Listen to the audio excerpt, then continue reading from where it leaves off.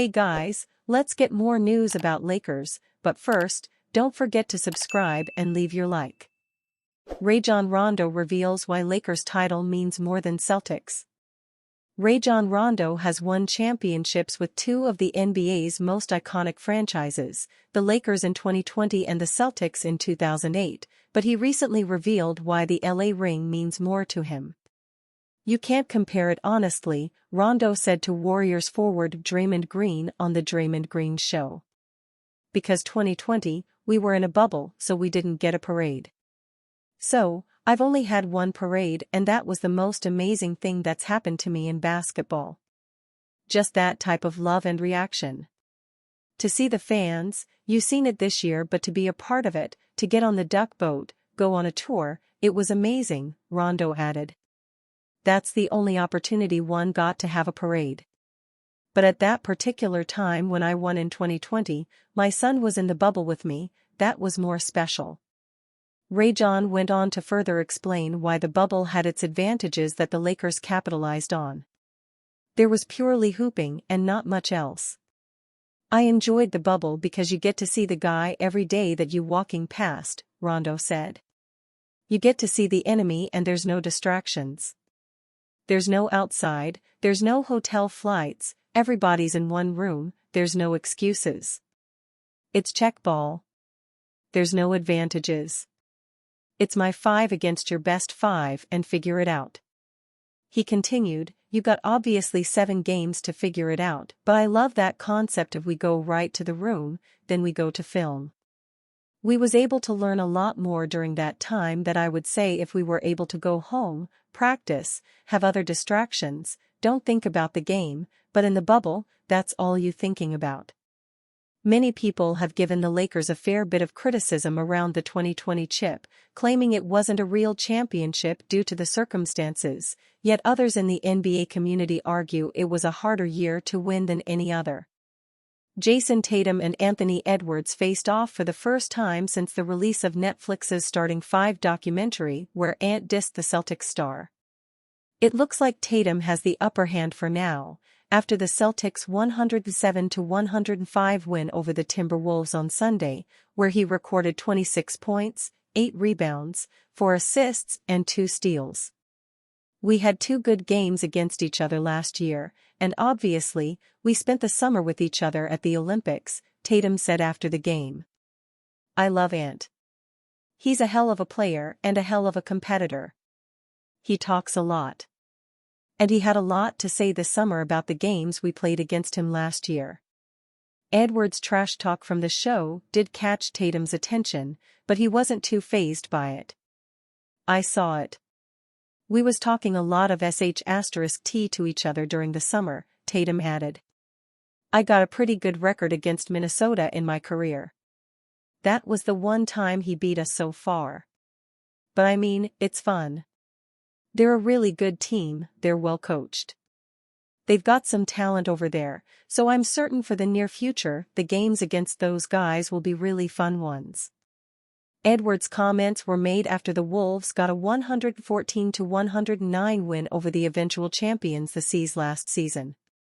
After the game, the show filmed Edwards questioning why Tatum is hailed as one of the top talents in the league. "You seen Tatum trying to get me on the switch, locked his *** up 2 times, Edwards said. "He started talking ***.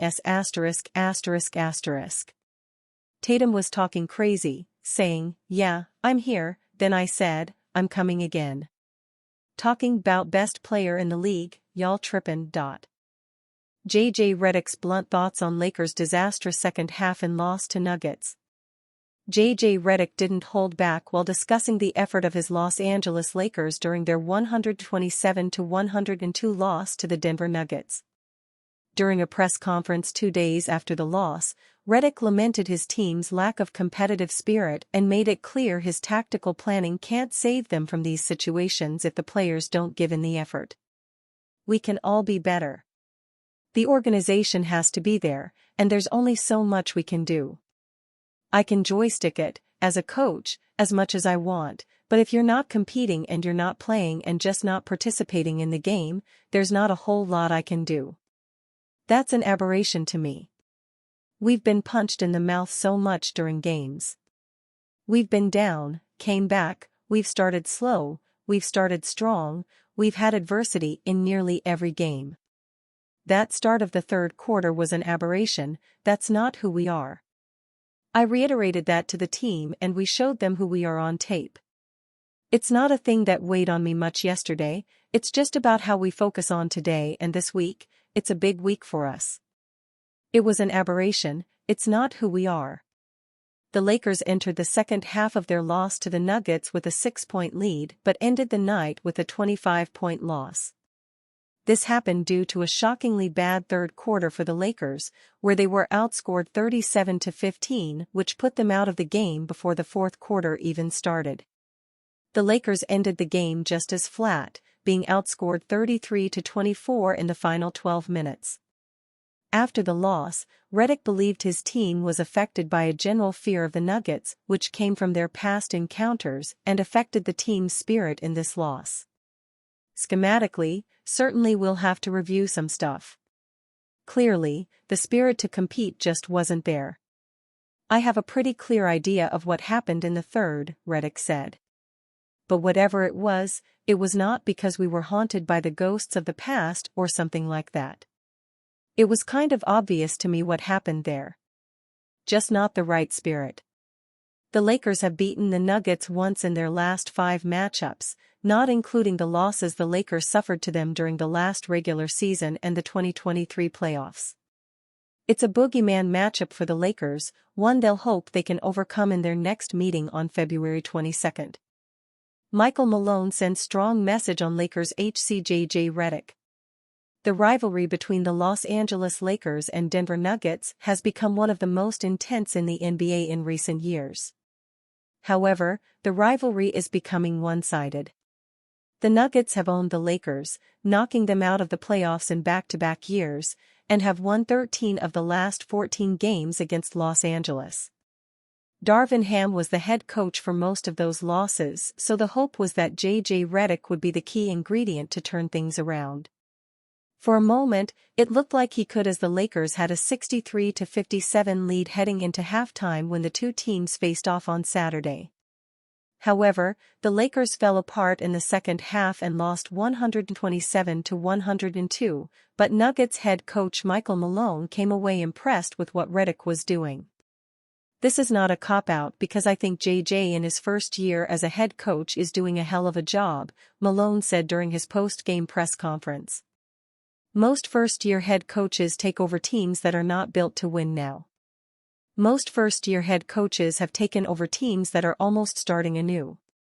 I would compare it to when Mike Brown took over in Cleveland with LeBron and that team was ready to win. Malone is one of the top coaches in the NBA, so this is high praise for Redick. The Lakers are facing some adversity now that they're on a 2-game losing streak. How they bounce back from the blowout loss to the Nuggets will be a big test for Redick. And you, fan? What do you think of the situation of Michael Malone? Leave your opinion in the comments.